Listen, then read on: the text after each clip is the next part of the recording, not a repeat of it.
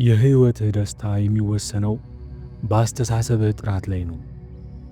ዓለም ሁል ጊዜ ምን ሊሰማን፣ ምን ልናስብና እንዴት ልንተገብር እንደሚገባን ለመወሰን በምትሞክርበት በዚህ ዘመን በአካባቢህ የሚሆነው ነገር ምንም ይሁን ምን ውስጣዊ ሰላምንና ደስታን የማግኘት ኃይል እንዳለህ አስብ።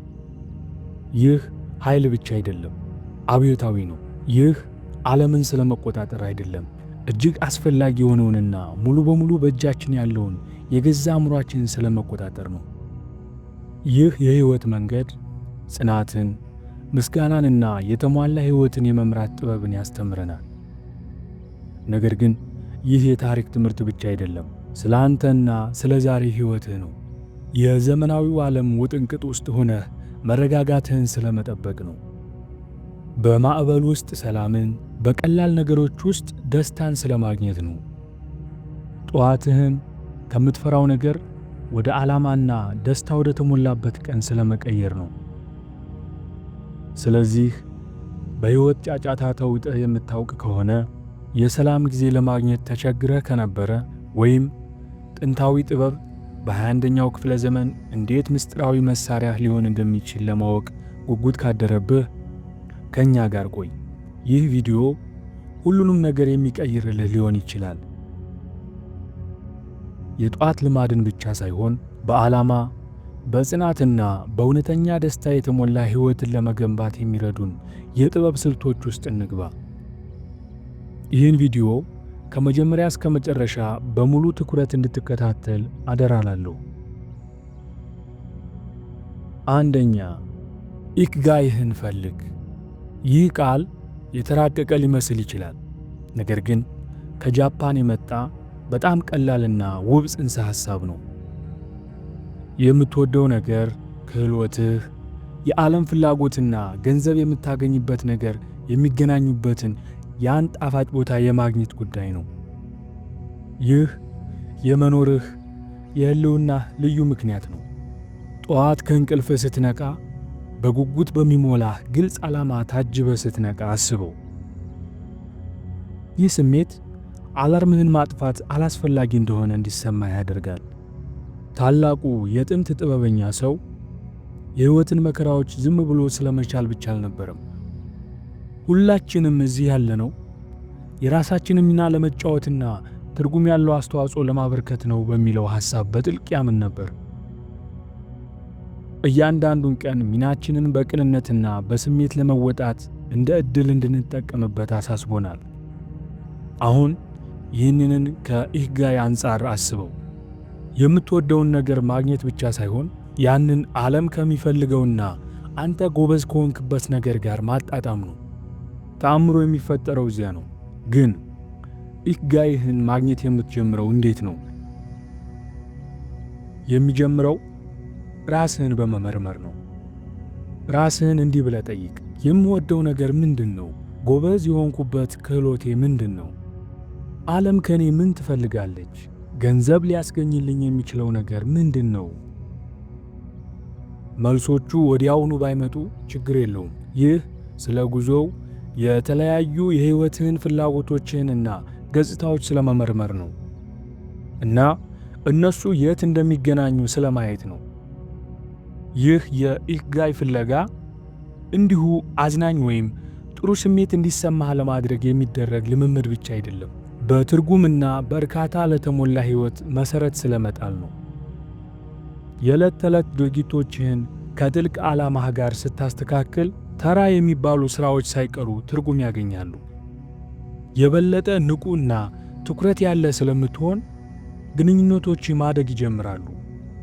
ከእውነተኛ ፍላጎቶች ጋር ስለተገናኘህ የፈጠራ ችሎታህ ይጨምራል። ደስታ እንደ አልፎ የሄጅ እንግዳ ሳይሆን እንደ ቋሚ ጓደኛ ይሆንልሃል። ስለዚህ ለነገ ጧት አላርም ለመሙላት ስታስብ ኢኪጋይ ላንተ ምን ማለት እንደሆነ አስብ። ቀኑን ለመጀመር ጓጉተህ ከአልጋህ እንድትዘል የሚያደርግህ ያ ኃይለኛ ነገር ምን ሊሆን ይችላል? አስታውስ፣ ይህ በአንድ ሌሊት የሚመጣ ለውጥ አይደለም፣ ሂደት ነው። ቀስ በቀስ የሚገለጥ ነው። ጠቢቡ ሰው እንደሚያስታውሰን ሥራውን በየቀኑ በቁርጠኝነትና በክብር ስለመስራት ነው። ኢኪጋይህን ማግኘት የግል እርካታ ብቻ አይደለም፣ በሰፊው የሕይወት ምስል ውስጥ ሚናህን ስለመቀበልና በሰው ልጅ ታሪክ ውስጥ የራስህን ልዩ ድርሻ ስለማበርከት ነው። ሁለተኛ፣ ለጧትህ ተዘጋጅ። የጥንት ጠቢባን ድርጊቶቻችን ዓላማ ያላቸው መሆን አለባቸው ብለው ያምኑ ነበር። ዝም ብሎ በንፋስ የሚወሰዱ የዘፈቀደ ድርጊቶች ሳይሆኑ በውስጣዊ መሪነታችን የሚመሩ ሆን ተብለው የሚደረጉ እርምጃዎች መሆን አለባቸው። ይህ ፍልስፍና ከቀድሞ ምሽት ጀምሮ ለሚቀጥለው ቀን የምናደርገውን ዝግጅት በሚመለከት በሚያምር ሁኔታ ይገልጻል። ነገሩ እንዲህ ነው። የጧትህ ጥራት የሚጀምረው ምሽትህን እንዴት አሳለፍክ በሚለው ላይ ነው። የምትወደውን ተከታታይ ፊልም እስከ ሌሊት ማየት ወይም አይኖችህ እስኪቦዝኑ ድረስ ማኅበራዊ ሚዲያ ላይ ማሳለፍ አጓጊ ሊሆን ይችላል። ነገር ግን ቆም ብለን ይህ ለሚቀጥለው ቀን እንዴት እንደሚያዘጋጅህ እናስብ። አእምሮህ ለማረፍ፣ የዕለቱን ኩነቶች ለማስኬድና ለሚቀጥለው ነገር ኃይል ለመሙላት ጊዜ ያስፈልገዋል። ጠንካራ የምኝታ ሰዓት ልማድ አስፈላጊ የሚሆነው እዚህ ጋር ነው። ለምሽት ልማድህ ለሌላ ለማንኛውም የሕይወት ወሳኝ ጉዳይ የምትሰጠውን አይነት ክብርና ትኩረት እንደምትሰጥ አስብ።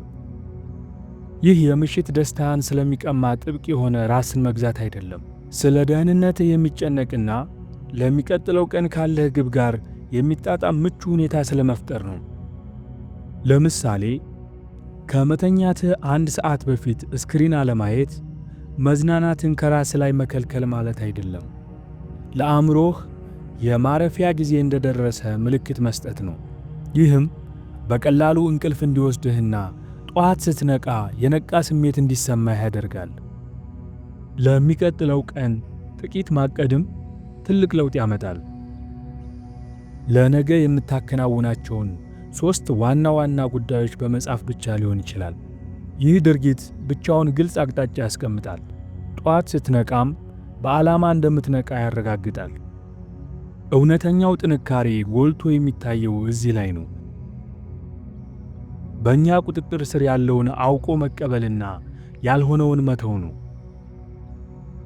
የዕለቱን እያንዳንዱን ዝርዝር ሁኔታ መቆጣጠር ባንችልም እንዴት እንደምንጀምረው ግን በእርግጠኝነት መወሰን እንችላለን።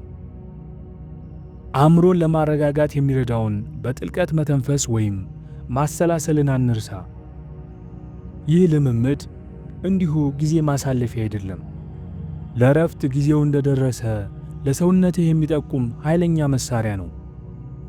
በጥልቀት አየር መሳብና ቀስ ብሎ ማስወጣት ጭንቀትን ለመቀነስ፣ የልብ ምትን ለማረጋጋትና ሰውነትን ለጥልቅና አዳሽ እንቅልፍ ለማዘጋጀት ይረዳል። ይህ ልክ እንደ ሪሴት ቁልፍ ነው። በጧት ስትነቃ በአካል ብቻ ሳይሆን በአእምሮና በስሜትም ታድሰህ እንድትነቃ ያደርጋል። ሶስተኛ፣ ከእንቅልፍ ከተነሳህ በኋላ ትኩረት የሚከፋፍሉ ነገሮችን አስወግድ። ሁልጊዜ በሚያዋክበው የዛሬው ዓለም ይህ እጅግ ከባድ ሥራ ሊመስል ይችላል። ነገር ግን ለሙሉ ቀንህ ስሜት ወሳኝ ነው። ይህንን በዓይነ ሕሊና ተመልከት። የጧትህ የመጀመሪያ ቅጽበት በኢሜሎች፣ በማኅበራዊ ሚዲያ ማስታወሻዎች ወይም በሚረብሹ ዜናዎች ያልተበከለ ሲሆን አንተ ሐሳቦችህና የጧቱ ጸጥታ ብቻ ናችሁ። ይህ የሚያድስ ብቻ አይደለም፣ አቅም የሚሰጥ ነው። የጥንቱ ጠቢብ ሰው በዓላማና በትኩረት ስለመኖር አጥብቆ ይሰብክ ነበር። በዘመኑ በነበሩ ጫጫታዎች አይረበሽም ነበር እና እመነኝ፣ እርሱም የራሱ የሆኑ ትኩረት የሚከፋፍሉ ብዙ ነገሮች ነበሩበት። ይልቁንም በአሁኑ ቅጽበትና በእጃችን ባለው ሥራ ላይ ማተኮር አስፈላጊ እንደሆነ አጽንዖት ይሰጥ ነበር። ዛሬም ይበልጥ ጠቃሚ የሆነ አንድ ነገር ያውቅ ነበር። የትኩረትህ ጥራት የሕይወትህን ጥራት ይወስነዋል። ታዲያ ይህንን የጥንት ጥበብ በዘመናዊው ዓለም እንዴት እንተግብረው? በመጀመሪያ ከዲጂታል ረብሻዎች ነፃ የሆነ የጧት ጊዜን ሆን ብሎ መፍጠር ነው። ይህ ቴክኖሎጂን እርግፍ አድርጎ ስለመተው ሳይሆን የጧትህን መጀመሪያ እንዲቆጣጠረው አለመፍቀድ ነው። እንደ ተነሳህ ስልክህን መፈተሽ አጓጊ ነው። ነገር ግን ይህ ወዲያውኑ ለውጫዊ የዓለም ፍላጎቶችና ድራማዎች ምላሽ እንድትሰጥ ያደርግሃል። ይልቁንስ ለራስህ የሰላማዊ ጅምር ስጦታን ስጥ። የጧትህን የመጀመሪያ ሰዓት ነፍስህን ለሚያረኩና አእምሮህን ለሚያነጹ ተግባራት እንድታውል አስብ። ማንበብ፣ ማሰላሰል፣ መጻፍ ወይም በመስኮት እየተመለከትክ ሻይ መጠጣት ሊሆን ይችላል። ይህ የጠፋ ጊዜ አይደለም፣ ለደህንነትህ የሚደረግ ኢንቨስትመንት ነው። ትኩረት የሚከፋፍሉ ነገሮችን በማስወገድ ጭንቀትን ብቻ አይደለም የምታስወግደው፣ ቀኑን ሙሉ የምትጠቀምበትን የሰላምና የትኩረት ክምችት እየገነባህ ነው። ጠዋትህን በአግባቡ መጠቀም ማለት በሥራ ዝርዝርህ ላይ ብዙ ነገሮችን መጨመር ማለት አይደለም። የማይጠቅምህን ጫጫታ መቀነስ ማለት ነው። የዕለቱ ግዴታዎች ትኩረትህን መሳብ ከመጀመራቸው በፊት በእውነት ዋጋ ላላቸው ነገሮች ቅድሚያ መስጠት ነው። በእኛ ቁጥጥር ስር ባሉ ነገሮች ላይ የማተኮር የጥበብ መርህ የሚተገበረው እዚህ ላይ ነው። የዕለቱን እያንዳንዱን ዝርዝር መቆጣጠር ባንችልም አጀማመራችንን ግን በእርግጠኝነት መወሰን እንችላለን። የሚጠብቁህን የኢሜል ብዛት መቆጣጠር ላይቻልህ ይችላል። ነገር ግን መቼና እንዴት እንደምትመለከታቸው መቆጣጠር ትችላለህ። ስለዚህ ነገ ቀኑን በራስህ መንገድ ለመጀመር ራስህን ፈትን። እንደ ተነሳህ ወደ ዲጂታል ዓለም ለመግባት የሚመጣውን ስሜት ተቋቋም። ይልቁንስ በአሁኑ ቅጽበት ጽና። የጧቱን ሰላምና አቅም አጣጥም። አስታውስ፣ እያንዳንዱ ቀን የበለጠ በዓላማ በሰላምና ልትሆን ከምትፈልገው ማንነት ጋር ተጣጥመህ ለመኖር አዲስ ዕድል ነው። ጠዋቶቻችንን የዚያ ምኞት ማረጋገጫ እናድርጋቸው። ጊዜ በማይሽረው ጥበብና በእውነትም ዋጋ ባላቸው ነገሮች ላይ በሚደረግ የማይናወጥ ትኩረት መመራት። አራተኛ፣ በቋሚነት ወይም በተከታታይ ተነሳ። የጥንት ጥበብ ዋና መርህ በእኛ ቁጥጥር ስር ያለውን መረዳትና በእነዚያ ጉዳዮች ላይ በቅንነትና በዓላማ መንቀሳቀስ ነው።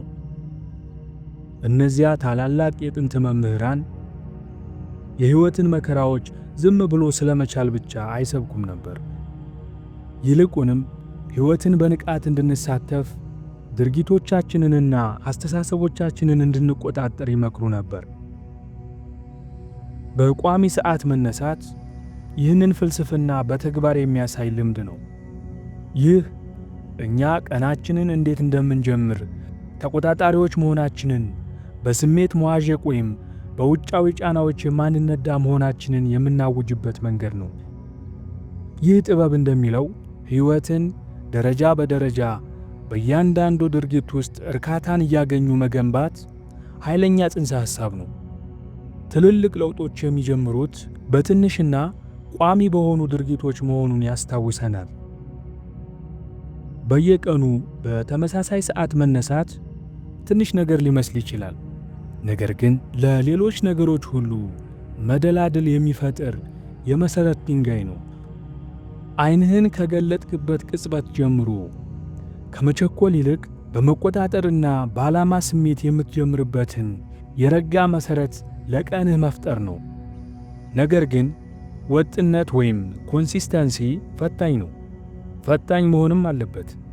በየቀኑ በተመሳሳይ ሰዓት ለመነሳት የምታደርገው ጥረት በመጀመሪያዎቹ ቀናት ከባድ ትግል ሊሆን ይችላል። በአልጋህ ከመቼውም ጊዜ በላይ ምቾት ይሰማሃል እና የአላርምህን ማራዘሚያ አንድ ጊዜ ብቻ ለመጫን የሚመጣው ፈተና በጣም ኃይለኛ ሊሆን ይችላል። እዚህ ላይ ነው የጽናት ጥበብ የሚመጣው። ይህንን ለምን እንደምታደርግና በዚህ ዲሲፕሊን ውስጥ በማለፍ ምን አይነት ሰው የሆንክ እንደሆነ ለራስህ ማስታወስ ነው። ከአሁኑ ጊዜ ምቾት ባሻገር ማየትና ይህ ልማድ በሕይወትህ ላይ የሚያመጣውን የረጅም ጊዜ ጥቅም መመልከት ነው። የጧት ሰው መሆን ስለ ጧት ብቻ አይደለም። ቀኑን ሙሉ ጠንካራ ትኩረት ያለውና ዓላማ ያለው ሰው የሚያደርግህን ባህሪያት ስለመላበስ ነው። ይህ ራስን የመግዛት ድርጊቶችን ከእሴቶች ጋር የማጣጣምና የምትፈልገውን አይነት ሕይወት ደረጃ በደረጃ የመገንባት ጥበብ ነው። ታዲያ ወጥነትን እንዴት አጋራችን ማድረግ እንችላለን? ከምሽቱ ጀምሮ ግልጽ ዓላማ በማሰናዳት ጀምር። በተወሰነ ሰዓት መነሳት ለአንተ ለምን አስፈላጊ እንደሆነ ለራስህ አስታውስ። ለማንበብ ወይም ለማሰላሰል በቂ የጧት ጸጥታ ለማግኘት ነው? ወይስ ስፖርት ለመስራት? ወይስ ቀኑን በተረጋጋ ሁኔታ ለመጀመር? ከዚያም ይህንን ልማድ የሚደግፍ አካባቢ ፍጠር። በቂ እንቅልፍ ለማግኘት ቀደም ብሎ መተኛት ሊሆን ይችላል። ወይም የፀሐይ ብርሃን ቀስ ብሎ እንዲቀሰቅስህ መጋረጃህን በትንሹ ከፍተህ መተኛት ሊሆን ይችላል። ነገሮች ሲከብዱህ የጥንት ጠቢባን ስለ ራስ ፍቃድ ኃይልና በመርሆቻችን መሠረት ስለ መኖር የሰጡትን ምክር አስታውስ። በመረጥከው ሰዓት በተነሳህ ቁጥር ቀኑን ብቻ እየጀመርክ አይደለም፣ ለራስህ ለእድገትህና በዓላማ ለተሞላ ሕይወት የገባኸውን ቃል እያደስክ ነው። 5ኛ ለራስህ ርህራሄ ይኑርህ። ስለ ዲሲፕሊን፣ ስለ ወጥነትና ፀሐይ ስትወጣ አብሮ ስለ መነሳት በምናወራበት በዚህ ጊዜ አንድ ነገር ማስታወስ እጅግ አስፈላጊ ነው። እኛ ሰዎች ነን። ሰው መሆን ማለት ደግሞ ብዙውን ጊዜ ቀላሉን መንገድ ወይም ፈጣን እርካታን የሚመርጥ አእምሮ ያለን ውስብስብ ፍጥረታት መሆን ማለት ነው። ለዚህ ነው ጠዋታችንን እንደ መቀየር ያሉ አዳዲስ ልማዶችን መጀመር በመጀመሪያ ላይ እንደ ትልቅ ትግል የሚሰማን። ነገር ግን ይህንን እውነታ አምኖ መቀበል ትልቅ ነፃነት ይሰጣል። ይህ እንከን አይደለም፣ የሰው ልጅ ተፈጥሮ አካል ነው። እስኪ ጥቂት የጥበብ አስተሳሰቦችን እዚህ ጋር እንጨምር። እውነተኛ ጥበብ ከዲሲፕሊንና ጽናት ጎን ለጎን ለራስ ርህራሄና ግንዛቤ መስጠትን ያስተምረናል። ያው ታላቁ አስተማሪ በግል ማስታወሻዎቹ ላይ ለራሱ ድክመቶች ታጋሽና ይቅር ባይ መሆን እንዳለበት ለራሱ ደጋግሞ ያስታውስ ነበር። ስለ እያንዳንዱ ስህተት ራስን መወንጀል ወደ እድገት እንደማይወስድ ያውቅ ነበር።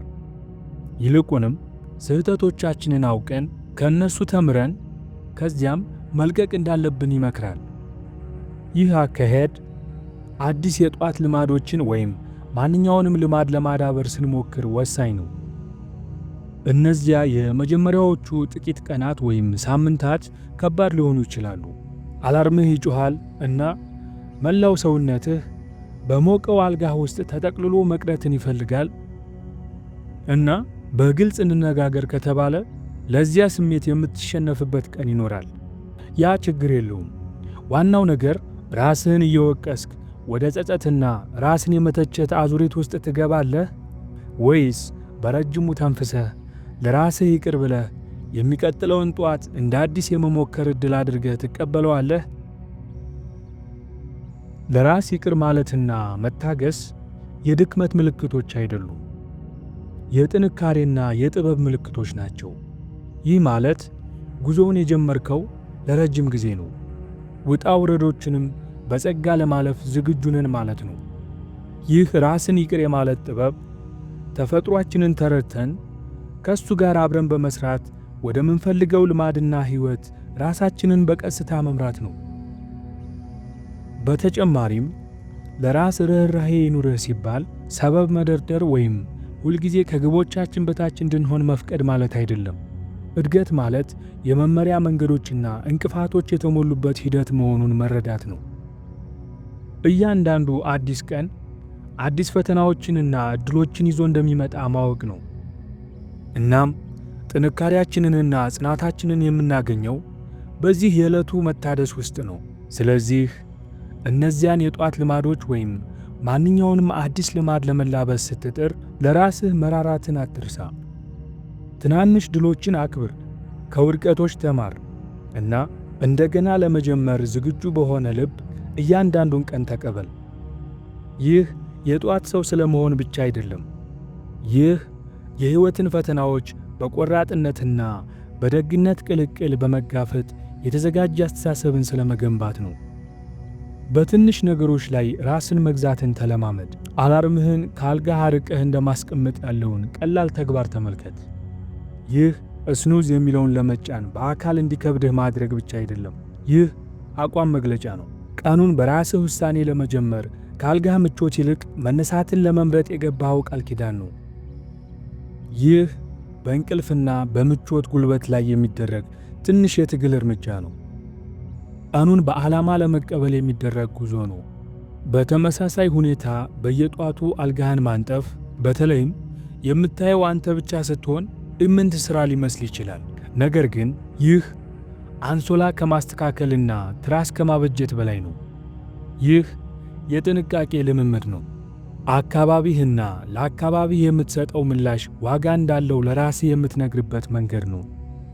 በውስጥህ የምትገነባውን ሥርዓትና ክብር የሚያንጸባርቅ ቦታ ስለመፍጠር ነው። እነዚህ ትናንሽ ድሎች ጥበበኛው ሰው እንደሚለው ሥርዓት ያለው ሕይወት የመገንባት ድንጋዮች ናቸው። እነዚህ በቀላሉ ልንዘላቸው የምንችላቸው የዕለት ተዕለት ምርጫዎች ተጠራቅመው ባሕሪያችንን ይቀርጻሉ። እነዚህን ትናንሽ ነገሮች ለማድረግ በመረጥክ ቁጥር መሆን ለምትፈልገው ሰው ድምፅ እየሰጠህ ምርጫህን እያረጋገጥክ ነው። ለራስህና ለአካባቢህ ሥርዓትንና ክብርን የሚሰጥ ሰው ለመሆን እየመረጥክ ነው። ግን ለምን በእነዚህ ትናንሽ ድርጊቶች ላይ እናተኩራለን? ምክንያቱም በማንኛችንም አቅም ስር ስለሆኑ ነው። በሕይወታችን ውስጥ የሚከሰቱትን ትላልቅ ክስተቶች፣ መዋዠቅና ያልተጠበቁ ለውጦች ሁላችንም መቆጣጠር አንችል ይሆናል። ነገር ግን ለእያንዳንዱ ቀን አጀማመር የምንሰጠውን ምላሽ፣ ለአካባቢያችን የምናደርገውን አያያዝና ለሚመጣው ነገር ራሳችንን እንዴት እንደምናዘጋጅ መቆጣጠር እንችላለን። ይህ ነው እውነተኛው ጥበብ በተግባር ሲገለጽ በእኛ ቁጥጥር ስር ባለው ላይ ማተኮርና ያልሆነውን መተው። ከዚህም በላይ እነዚህ ልምምዶች ዲሲፕሊን ስለሚባለው ነገር ብቻ አይደሉም፣ ለሕይወት ትልልቅ ፈተናዎች የተዘጋጀ አእምሮን ስለማበልጸግ ናቸው። ለእነዚህ ትናንሽ የዲሲፕሊን ተግባራት ቃል መግባት ከቻልክ በትልልቅ ጉዳዮች ላይም ቃልህን እንድትጠብቅ ራስህን እያሰለጠንክ ነው። የመፈጸም አቅምህን እያሳልህ በመከራ ጊዜ ጸንቶ የመቆም ብቃትህን እያዳበርክና ሕይወትን በተረጋጋ መንፈስ የመቅረብ ችሎታህን እየገነባህ ነው። እነዚህ የማይናወጥ ሕይወት መገለጫዎች ናቸው። ስለዚህ በሕይወትህ ውስጥ ስለ ዲሲፕሊን ሚና ስታስብ በትንሹ ጀምር። ራስህን መግዛትንና ሥርዓትን ለመለማመድ የሚያስችሉ የዕለት ተዕለት ዕድሎችን ፈልግ። አስታውስ፣ ባሕሪህ የሚቀረጸው በእነዚህ ጊዜያት ነው። ለመነሳትና ቀኑን በዓላማ ለመጋፈጥ በወሰንክበት በዚያ በጠዋት ጸጥታ ውስጥ እነዚያ ልምምዶች የቤት ውስጥ ሥራዎች ወይም ግዴታዎች ብቻ አይደሉም። ቀንህን በዓላማ ሕይወትህንም በአቅጣጫና በትርጉም የሚሞሉ ሥርዓቶች ናቸው። 6ኛ ተጠያቂ የምትሆንበት አጋር ፈልግ። የዚህ ሐሳብ ዋና ነጥብ ቀላል ቢሆንም እጅግ ጥልቅ ተጽዕኖ አለው። ግቦችህን ለሚደግፍህ ብቻ ሳይሆን ለለወጥከው ቃል ተጠያቂ ለሚያደርግህ ሰው ማካፈል የስኬት ዕድልህን ያሰፋዋል። ይህ የግል ጉዞህን ወደ ጋራ ጀብዱ ይቀይረዋል። የጠዋት ልማድህንና የሕይወት ዓላማህን ማሳካት አድካሚ ሳይሆን አስደሳች እንዲሆን ያደርገዋል። ይህንን አጋርህን ራስህን ለማሻሻል በሚደረገው ጉዞ እንደ ጓደኛ አስበው። ይህ ሰው በጠዋት ብርድ ልብስህ ሲሞቅህና መነሳት ሲከብድህ ቃልህን የሚያስታውስህ ነው። እድገትህ የዘገየ ሲመስልህ የሚያበረታታህና በትንሹም ቢሆን ድሎችህን አብሮህ የሚያከብር ሰው ነው። ይህ ግንኙነት የሁለትዮሽ መንገድ ነው። እርስ በርስ በመደጋገፍና በመበረታታት ላይ የተመሠረተ፣ ሁላችሁም የተሻለ ማንነት ለመገንባት እንደምትጥሩ በመረዳት ላይ የቆመ ነው። የጥንት መምህራን ባሕሪንና በጎነትን ለመገንባት የማኅበረሰብና የግንኙነት አስፈላጊነትን አጥብቀው ይሰብኩ ነበር።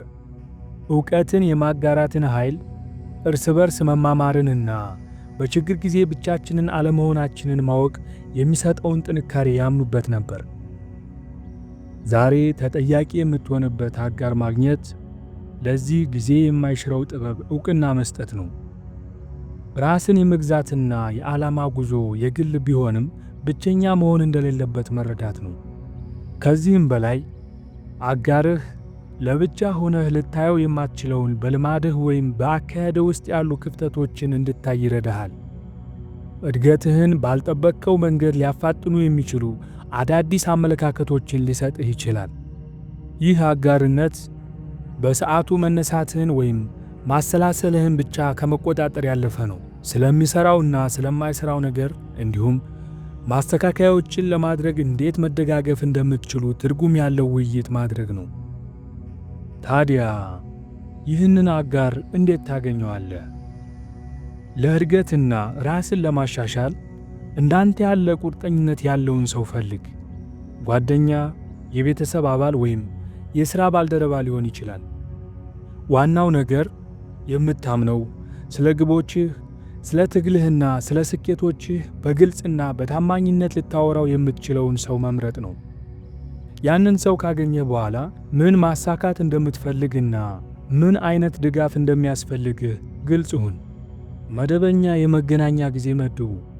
እርስ በርስ መበረታታትና ምክር በመለዋወጥ ሲያስፈልግም ወደ መስመር ለመመለስ በለስላሳ ሁኔታ በመገፋፋት ተደጋገፉ። አስታውስ፣ አጋር መፈለግ ከውጫዊ ተነሳሽነት በላይ ነው። ሁላችሁንም የሚያነሳሳና ከፍ የሚያደርግ ግንኙነት መገንባት ነው። ታማኝነት፣ ግልጽነት እና የጋራ ድጋፍ ዋጋ በሚሰጠው ቦታ ላይ መሆን ነው።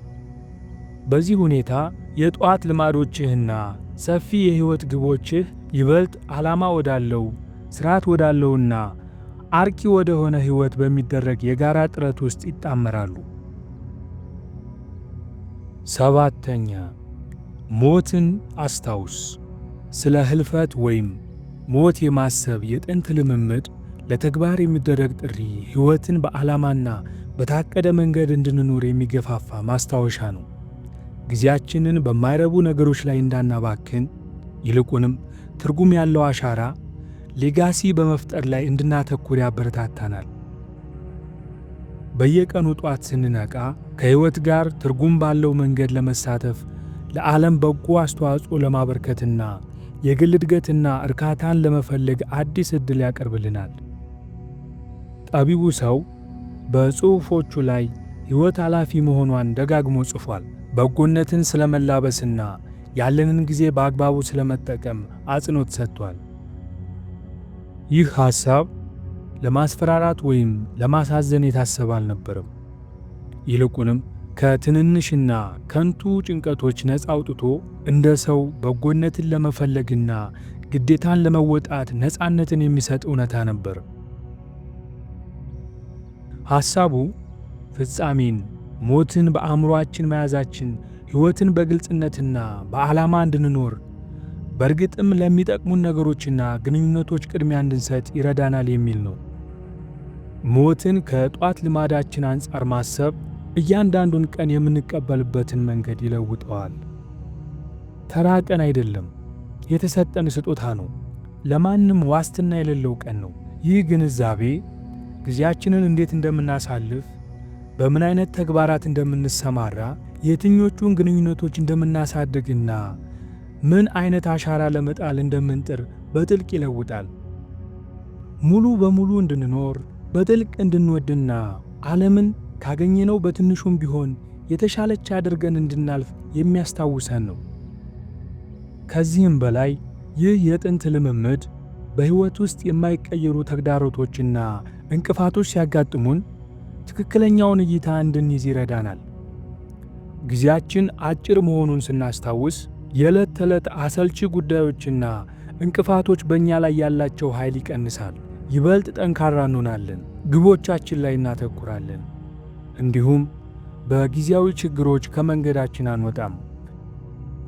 ይህ ለአሁኑ ጊዜ ምስጋናን እንድናዳብርና ጊዜውን በአግባቡ እንድንጠቀምበት የሚያነሳሳ ልምምድ ነው። ታዲያ ይህንን የጥበብ መርህ በዕለት ተዕለት ሕይወታችን ውስጥ እንዴት ማካተት እንችላለን?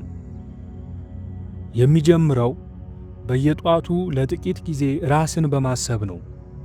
የሚመጣውን ቀን እንደ ባዶ ወረቀት ለራስህ የሕይወት ታሪክና ለአካባቢ ሰዎች በጎ አስተዋጽኦ ለማበርከት እንደተሰጠ ዕድል አድርገህ አስበው። ራስህን ጠይቅ፣ ይህ የመጨረሻ ቀኔ ቢሆን ቀኑን ለማሳለፍ በምመርጥበት መንገድ እኮራለሁ? ይህ ማለት ዘወትር በሞት ፍራቻ ጭንቀት ውስጥ መኖር ማለት አይደለም። ይልቁንም ለአሁኑ ጊዜ ለመኖር፣ ለመማርና ለመውደድ ላገኘነው ዕድል ጥልቅ አድናቆትን ማዳበር ማለት ነው። ሞትን የማስታወስን ጽንሰ ሐሳብ ስንቀበል ትኩረታችንን በፍጻሜው ላይ ሳይሆን በአሁን ጊዜና እያንዳንዱን ቀን እንዴት ለመኖር በምንመርጥበት ላይ ማድረግ ነው። ይህ ለቸልተኝነት ኃይለኛ መፍትሔ ነው። ሕይወታችንን በዓላማ በግልጽነትና በምስጋና እንድንኖር ማስታወሻ ነው። ስለዚህ እያንዳንዱን ጧት እንደ ስጦታ በትርጉም የበለጸገና ከጥልቅ እሴቶቻችን ጋር የተጣጣመ ሕይወት ለመገንባት የተሰጠ ዕድል አድርገን እንቀበለው። ይህ ነው በጥበብ የመኖር ዋናው ነገር። በዚህ ዓለም ያለንን ውስን ጊዜ በአግባቡ በመጠቀም ዘላቂ አሻራ መፍጠር። 8ኛ አሉታዊ ነገሮችን በዓይነ ሕሊና ተለማመድ። ብዙ ጊዜ በአዎንታዊ ነገሮች ላይ እንድናተኩር፣ ስኬትንና ደስታን ወደ ሕይወታችን ለመሳብ እነሱን በዓይነ ሕሊናችን እንድንስል ይነገረናል። ሆኖም የጥንት ጠቢባን በተራቀቀ ጥበባቸው ተግባራዊ ብቻ ሳይሆን እጅግ ኃይል የሚሰጥ የተለየ እይታ ያቀርቡልናል። አሉታዊ ነገሮችን ማሰብ ስለ ተስፋ መቁረጥ አይደለም፣ ለጽናት፣ ለዝግጅትና በመጨረሻም ለአሁኑ ጊዜ የበለጠ አድናቆት ለመስጠት የሚያገለግል መሳሪያ ነው። የዚህ ልምምድ ዋናው ነገር በሕይወትህ ውስጥ ሊያጋጥሙህ የሚችሉ ፈተናዎችን፣ ኪሳራዎችን ወይም ችግሮችን አልፎ አልፎ ማሰብ ነው። ይህ ከቀላል ችግሮች ለምሳሌ ትራንስፖርት እንደማጣት ወይም ዝናባማ ቀን እስከ ከባድ ፈተናዎች ሥራ ማጣት ወይም የምትወደውን ሰው ማጣት ሊደርስ ይችላል። ዓላማው ፍርሃትን ወይም ጭንቀትን በሚፈጥር መልኩ በእነዚህ ሁኔታዎች ላይ ማተኮር አይደለም፣ ነገር ግን ሁኔታዎቹ ቢፈጠሩ እንዴት እንደምትቋቋማቸው በዓይነ ሕሊናህ መለማመድ ነው። ይህ የዓይነ ሕሊና መንገድ በስሜትና በአእምሮ ያዘጋጅሃል። ይህ በሕይወት ውጣ ውረድ ውስጥ ስትሆን በቀላሉ እንዳትናወጥ ያደርግሃል። እነዚያ ታላላቅ አሳቢዎች ከቁጥጥራችን ውጭ ያሉ ነገሮች ሁሉ ጊዜያዊ መሆናቸውን በማሰብ ጥልቅ የሆነ ሰላምንና ጽናትን ማዳበር እንደምንችል ያምኑ ነበር። ይህ ልምምድ መቆጣጠር በምንችለው ነገር ላይ ማለትም በምላሾቻችን፣ በአመለካከታችንና በድርጊቶቻችን እንድናተኩር ያበረታታናል። ይህንን ልምምድ በጠዋት ልማድህ ውስጥ ማካተት ቀኑን የምትቀበልበትን መንገድ ሊለውጠው ይችላል። ከፊትህ ሊያጋጥሙ ስለሚችሉ ፈተናዎች እውር ሁነህ ከቤት ከመውጣት ይልቅ እነሱን ለመጋፈጥ በአእምሮ ታጥቀህ ትወጣለህ። ይህ የጽናት ጡንቻዎችህን የምታጠነክርበት እንደ አእምሮ ማሰልጠኛ ክፍለ ጊዜ ነው። ስለዚህ ሕይወት ሳታስበው ድንገተኛ ፈተና ስትወረውርብህ አትወድቅም። ይህንን ቅጽበት ቀደም ብለህ በአእምሮ ተለማምደኸዋል። እናም እሱን ለማለፍ ያዘጋጃቸውን ስልቶች ልትጠቀም ትችላለህ። ከዚህም በላይ ይህ ልምምድ ውብና በተቃራኒው የሚገርም ውጤት አለው። ለአሁኑ ጊዜ ያለንን ምስጋና ይጨምራል። ቀላል አድርገን የምናያቸው ነገሮች የሌሉበትን ሕይወት በማሰብ ለእነሱ ያለን ክብር ታድሶ ወደ እውነታው እንመለሳለን። አሁን በዚህ ቅጽበት ልናመሰግንባቸው የሚገቡ ምን ያህል ብዙ ነገሮች እንዳሉን ማስታወሻ ነው።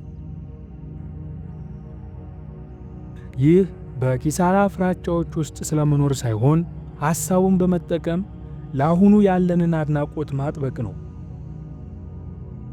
ታዲያ አሉታዊ ነገሮችን በዓይነ ሕሊና የመለማመድ ሂደትን ጤናማና ገንቢ በሆነ መንገድ እንዴት እንተግብረው?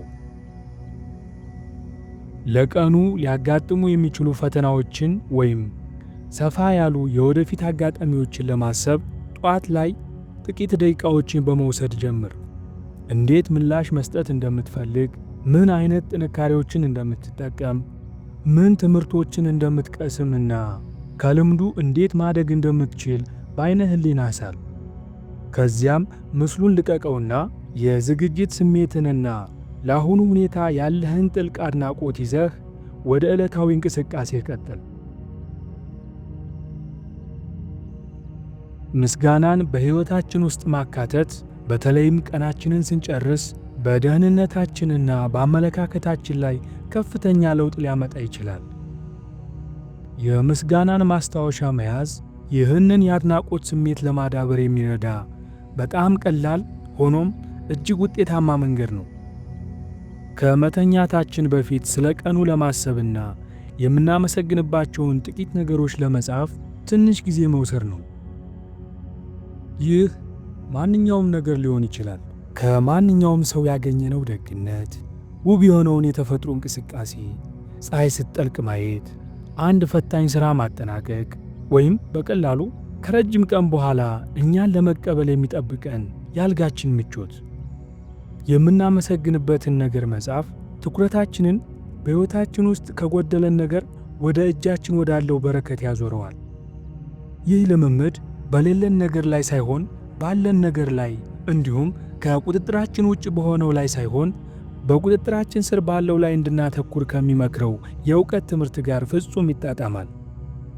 ይህ የአመለካከት ለውጥ ካልተሳኩ ፍላጎቶች ወይም ከቀሩ ብስጭቶች ነፃ የሆነ ሰላማዊ እንቅልፍ እንድንተኛ መደላደል ከመፍጠሩም በላይ ለሚቀጥለው ቀን በዓላማና በአድናቆት ስሜት እንድንነሳ አእምሮአችንን ያዘጋጃል። ምስጋና በሕይወታችን ውስጥ ያለውን መልካም ነገር እንደገና የምናረጋግጥበት፣ በችግር ውስጥም ቢሆን ሰላምን የምናገኝበትና በሁሉም ሁኔታ ውስጥ የእድገትና የደስታ ዕድሎችን የሚመለከት አስተሳሰብን የምናሳድግበት መንገድ ነው። ይህ የየምሽቱ የምስጋና ልምምድ የምንተኛበትን ሁኔታ ብቻ ሳይሆን እንዴት እንደምንነቃና የጧታችን ሁኔታ ላይ ተጽዕኖ ያሳድራል። የየቀኑን የመጀመሪያ ሐሳቦቻችንን በአላርም ከማማረር አዲሱ ቀን ምን እንደያዘልንና የምናመሰግንበት ምን አዲስ ነገር እንደምናገኝ በጸጥታ ወደ መጠበቅ ይለውጠዋል። ከዚህም በላይ ይህ ሕይወትን የማድነቅ ልምምድ ከግል ክልላችን ያልፋል። በዙሪያችን ያሉትን ሰዎች ዋጋ እንድናውቅና አድናቆታችንን ለነሱ በይበልጥ እንድንገልጽ በማድረግ ግንኙነታችንን ያጠናክራል።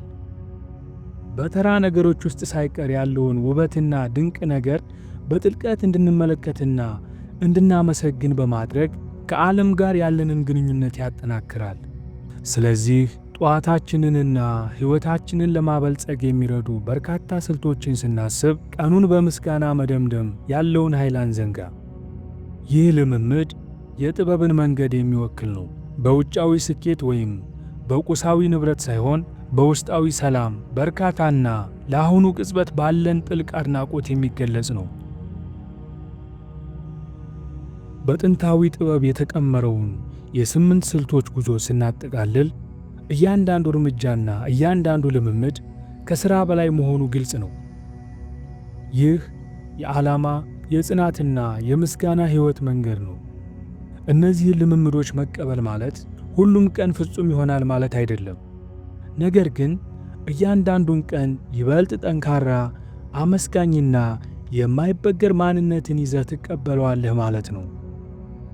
ጠዋትህን ብቻ ሳይሆን መላ ሕይወትህን የበጎነት፣ የጥበብና የእርካታ እሴቶች ነጸብራቅ አድርገህ የመቀየር ኃይል አለ። አስታውስ፣ ይህ ጅማሮ ነው። ትርጉም ያለውና የተሟላ ሕይወት ለመምራት በሚደረገው ጉዞህ ሊመራህ የሚችልና ልትመረምረው የሚገባ ብዙ የሕይወት ጥበብ አለ። ይህ ጉዞ አስተማሪ ሆኖ ካገኘኸውና ወደዚህ የጥበብ መንገድ በጥልቀት ለመግባት ጉጉት ካደረብህ እስክሪኑ ላይ የምታገኘውን ቪዲዮ ጋብዛሃለሁ። የዚህን ፍልስፍና ሙሉ ሀብት ለመቀበል የሚረዱ ዕውቀቶችን፣ ታሪኮችንና ተግባራዊ ምክሮችን የያዘ ነው። ለተጨማሪ ቪዲዮ ቻናሉን ላይክ እና ሰብስክራይብ ማድረግ አትርሱ። እባካችሁ አስተያየታችሁንና ተሞክሯችሁን አጋሩን። የዚህ የጥበብ ማህበረሰብ አባል ስለሆናችሁ ከልብ እናመሰግናለን። በሚቀጥለው እስክንገናኝ መልካም ጊዜ